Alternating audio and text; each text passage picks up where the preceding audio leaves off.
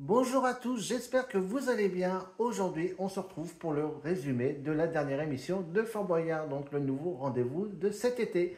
Allez, c'est parti!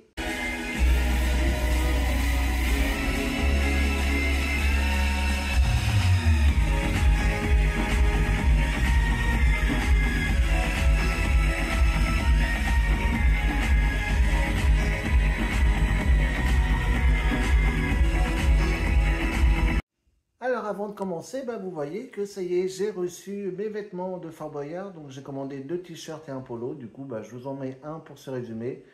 Ils sont juste magnifiques, hein. Donc voilà, quand j'avais vu sur le site, j'avais eu le coup de cœur dessus. Et là, je ne regrette pas de les avoir en vrai. Donc je vous rappelle que vous pouvez vous procurer sur la boutique officielle de Fort Boyard qui a ouvert il y a quelques jours. Je vous remettrai le lien de cette boutique en barre de description. Allez, on est parti maintenant pour le résumé de la dernière émission et bien sûr on va commencer par la composition de l'équipe.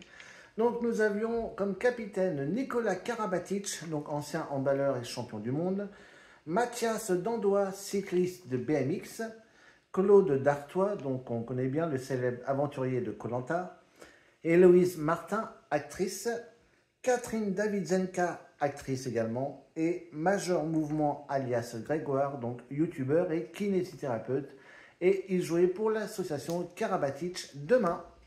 Alors, la quête des clés commence par la nouveauté de cette saison, donc l'ascension sur le fort et l'énigme du Père Fouras. Donc pour pouvoir accéder sur le fort, et c'est le capitaine qui a fait l'ascension du fort et qui a été répondre à l'énigme du Père Fouras. Et il a réussi en 2 minutes et 46 secondes, donc c'est un chrono assez raisonnable. Allez, c'est parti pour la première cellule avec l'épreuve de l'araignée, donc nouvelle version, hein, je vous rappelle. Donc maintenant, il faut avoir des bras assez costauds puisqu'il faut se hisser sur la toile d'araignée en hauteur pour ouvrir les différents cocons. Et c'est Claude qui a été. Et bien là, on a vu que cette nouvelle version est vraiment très difficile puisque Claude a réussi à ouvrir les 3 premiers cocons, mais n'a pas ouvert le 4e. Malheureusement, il est tombé avant. Comme quoi, c'est vraiment très difficile cette nouvelle version. Donc, premier échec. Ensuite, nous avons eu l'épreuve de la laverie automatique et c'est Héloïse et Mathias qui s'y sont rendus puisque je vous rappelle que maintenant cette épreuve est en duo depuis pas mal de temps maintenant. Et malheureusement, c'est un échec, mais de toute façon, cette version de la laverie, déjà, je l'aime pas de base. Déjà, je n'aime pas qu'elle soit en duo, pour commencer. Et le fait qu'il soit attaché, puis avec l'aimant qui est juste pour moi infaisable. Donc voilà, je ne suis pas du tout fan de cette laverie automatique version 2024-2025. Donc s'il conserve cette épreuve, j'espère qu'elle va revenir à ses origines. Justement, hein, c'est le thème de la saison Fort Boyard les origines, qui nous remettent la laverie comme c'était à l'origine. En tout cas, échec pour la laverie automatique. Ensuite, nous avons eu l'épreuve de la balance et c'est Nicolas et Catherine qui s'y sont rendus. Donc la différence de poids entre les deux était de 48 kg, ce qui est pas rien. Et malgré cette grosse différence, ils ont eu la bonne technique et ils ont réussi brillamment à récupérer la première clé avec cette balance. Donc là, il fallait vraiment avoir de la méthode avec un tel écart. En tout cas, ils l'ont eu cette méthode et du coup, ça fait une belle réussite. On continue maintenant avec l'épreuve de la banque. Alors vous savez, comme tous les ans, pour accéder à la salle suivante, l'accès change tous les ans pour pas que les candidats connaissent l'accès par cœur. Et du coup, c'est Major qui s'est rendu dans cette version 2025 de la banque. Donc là, cette fois-ci, il faut faire sauter le bloc de TNT pour accéder à la salle suivante. Olivier Mine lui donne qu'une seule allumette, mais il y a un autre moyen d'allumer cette TNT. Et du coup, en fait, ça sont plusieurs étapes. Il y a un petit coffre et dans ce coffre se trouve justement de quoi allumer la TNT. Et la clé de ce coffre se trouve dans une veste. Donc voilà, il faut vraiment chercher partout. Après, pour la salle suivante, c'est comme l'année dernière. Donc il faut tirer au pistolet et désactiver la lampe. Puis après, on accède à la salle du grand coffre avec la masse pour casser le mur et récupérer la clé. En tout cas, Major s'est vraiment bien débrouillé dans cette nouvelle version et a réussi à récupérer une clé supplémentaire. La quête des clés continue avec l'épreuve du manoir et c'est Héloïse qui s'est rendue. Malheureusement, elle n'a pas assez bien cherché. Pourtant, elle était au bon endroit puisque le Père Fouras nous indiquait juste avant où se trouvait la clé. Elle a été dans le secteur mais n'a pas fouillé assez. Malheureusement, pas de clé pour le manoir et elle ne s'est pas laissée piéger par la fausse sortie puisque je vous rappelle que la sortie est condamnée et il faut passer par la cheminée pour pouvoir sortir de l'épreuve, mais ça va, c'est pas laissé déstabiliser et elle a trouvé la sortie rapidement. Alors ensuite, le cercle des anciens s'est réuni. Vous savez que cette saison, à chaque émission, nous aurons le retour d'un ancien personnage culte de Fort Boyard. Et en l'occurrence aujourd'hui, c'était Jabba le pirate qui a fait les belles années de Fort Boyard au tout début. Et il affrontait un candidat dans une épreuve. En l'occurrence, ce soir, c'était le précipice extérieur. Et du coup, il a affronté Major Mouvement, pardon, dans le précipice extérieur, et on a eu un duel d'anthologie. Ça s'est joué mais à peut-être un millième de seconde. Donc Major était vraiment en avance, puis Jabba l'a rattrapé sur le chemin du retour, et puis finalement Major s'est dit je vais prendre des risques, donc il s'est dit perdu pour perdu, autant accélérer un bon coup. Et cette petite accélération a suffi à récupérer la clé, mais comme je vous le dis, ça s'est joué vraiment un millième de seconde. En tout cas, un très très beau duel et une clé largement méritée. Alors ensuite, nous avons pu découvrir la nouvelle déco de l'épreuve du muséum et c'est Mathias qui a découvert cette nouvelle version.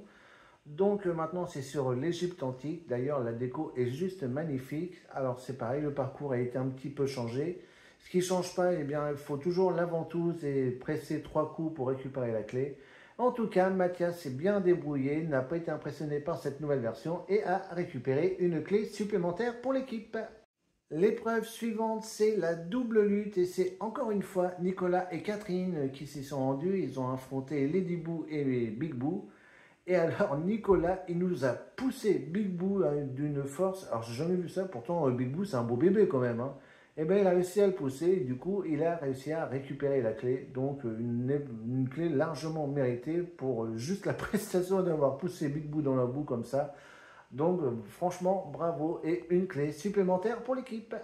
Et pour finir cette quête des clés, eh bien, le chasseur a récupéré Claude. Vous savez, maintenant c'est une tradition depuis quelques années. Eh bien, le chasseur teste les performances physiques d'un candidat, en l'occurrence c'était Claude, et il a fait l'épreuve du réservoir instable. Donc c'est un réservoir qui se remplissait d'eau au fur et à mesure. Il fallait qu'il arrive à le tenir à bout de bras jusqu'à la dernière goutte. Il a souffert, et comme il a dit, il n'avait plus de bras à la fin, mais il a réussi à tenir jusqu'au bout et à récupérer une 6e clé du coup dans cette quête des clés. Donc bravo Claude, parce que vous voyez qu'il n'en pouvait plus à la fin, mais il a vraiment bien résisté. Donc ça fait un total de 6 clés, du coup il en manque une 7e et ils ont été au jugement. Et du coup c'est Héloïse qui s'est proposée d'aller chercher la 7e clé, comme elle a dit, c'est la seule qui n'a pas gagné de clé. Et elle a été chez Blanche. Il faisait un petit moment qu'on n'avait pas vu Blanche, parce que l'année dernière, elle n'avait pas eu la cote. Souvenez-vous sur les résumés d'Idefun, c'est ce qu'on disait. Eh bien, elle a été chez Blanche et elle a fait l'épreuve du boomerang. Et il a fallu 3 essais pour réussir, mais elle a quand même réussi à se libérer. Donc, du coup, bravo Héloïse pour cette 7e clé et cette libération.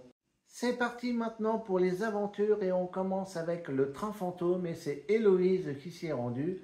Et elle a été très très courageuse, elle a quasiment pas crié, bon, vous voyez qu'intérieurement elle est en train de bouillir, mais elle a réussi à garder son sang-froid et à récupérer un premier indice, donc au train fantôme. L'aventure suivante c'est le saut de l'ange et c'est Catherine qui s'y est rendue. Alors Catherine qui a un vertige de fou, d'ailleurs j'ai même cru qu'elle n'allait pas sauter. Mais avec les encouragements de l'équipe, eh bien, elle a réussi à sauter et récupérer un 2e indice. Donc bravo Catherine, parce que c'était vraiment mal barré l'histoire. Je croyais qu'elle allait vraiment pas y aller. Mais Claude a réussi vraiment à trouver les bons mots, l'équipe aussi, mais Claude a vraiment eu les mots assez percutants pour réussir à la faire sauter. Donc en tout cas, bravo pour ce dépassement. Ensuite, eh bien, c'est un classique, ils ont été chez Willy et c'est Mathias et Major qui s'y sont rendus, donc ils ont mangé un espèce de crustacé, alors je sais plus quoi, bon je vais vous remettre le nom, parce que j'ai plus le nom, c'était tellement infâme. Donc là, cette fois-ci, par rapport à la semaine dernière, ils ont fait un petit jeu pour savoir s'ils mangeaient un plat chacun ou s'ils mangeaient un plat pour deux. Et malheureusement, eh bien, ils ont dû manger un plat chacun. Mais ça ne les a pas découragés et ils ont tout mangé. Et du coup, un 3e indice donc, pour cette quête des indices. Donc franchement, l'équipe est sur un bon rythme. Alors l'aventure suivante, c'est la cabine éjectable et c'est Claude qui s'y est rendu. Et malheureusement, il n'a pas réussi à répondre à l'énigme du père Fouras. Et ce qui est encore plus dommage, c'est que Claude nous a dit que son fils avait posé une énigme à peu près similaire à ce que le père Fouras lui avait donné. Et il s'en est pas souvenu. Donc c'est dommage. Donc un premier échec pour cette quête des indices. Et enfin, pour finir, on a fini avec la tête chercheuse et c'est le capitaine Nicolas qui s'y est rendu. Alors en plus, Nicolas avait la phobie des pigeons, donc bah voilà, hein, chacun sa phobie. Mais bon, il a réussi à dépasser cette phobie et il a réussi à récupérer tous les bons codes. Et l'équipe a surtout bien calculé parce que ça, c'est souvent source d'échec dans cette épreuve.